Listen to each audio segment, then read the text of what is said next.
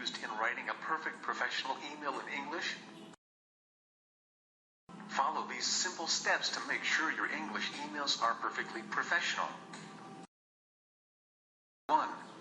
Subject lines. Email subject lines are like newspaper headlines. They should convey the main point of your email or the idea that you want the reader to take away from your email. For example, meeting on Monday, January 1st. 2. Begin with a greeting. Always open your email content with a greeting, such as Dear Emily. If your relationship with the reader is formal, use their family name. For example, Dear Mrs. Olivia. If the relationship is more casual, you can simply say, Hi Ava. If you don't know the name of the person you are writing to, use To whom it may concern or Dear Sir, Madam, or Dear members of the selection committee.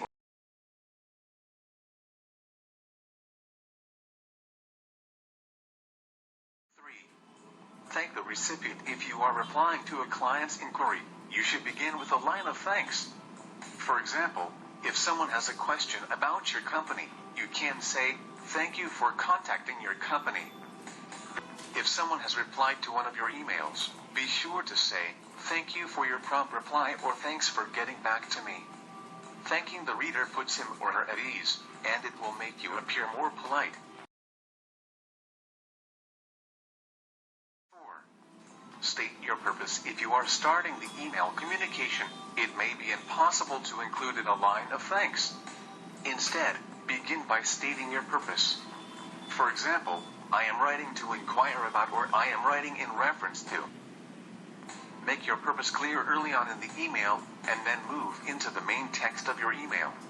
Remember, people want to read emails quickly, so keep your sentences short and clear. You'll also need to pay careful attention to grammar, spelling, and punctuation so that you present a professional image of yourself and your company.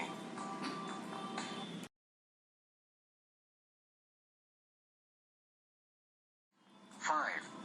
Add your closing remarks before you end your email. It's polite to thank your reader one more time and add some polite closing remarks. You might start with thank you for your patience and cooperation, or thank you for your consideration, then follow up with, if you have any questions or concerns, don't hesitate to let me know, and I look forward to hearing from you.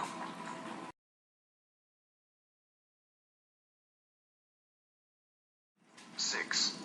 End with a closing. The last step is to include an appropriate closing with your name. Best regards, sincerely, and thank you are all professional. Avoid closings such as best wishes or cheers unless you are good friends with the reader.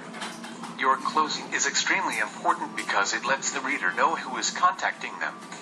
Always sign off with your name at the end of your email. If you don't know the reader well, you might also consider including your title and the organization you belong to. For example, Thomas Watkins, Chief Financial Officer, ABC Company. Finally, before you hit the send button, review and spell check your email one more time to make sure it's truly perfect. Thanks for watching.